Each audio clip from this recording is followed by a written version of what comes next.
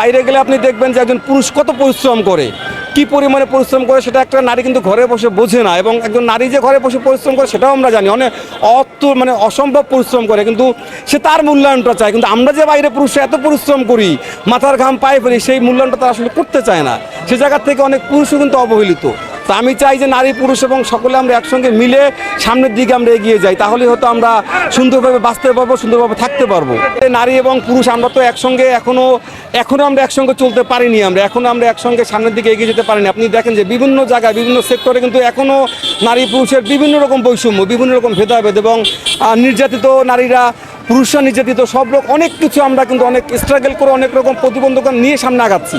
তো এই প্রতিবন্ধকতা থেকে উত্তরণের জন্য যদি কোনো উপায় খুঁজে বের করা যায়, সে জায়গা থেকে যদি কেউ ফিল করে যে না, যে একজন স্ত্রী তার স্বামীকে ক্যারি করছে, তো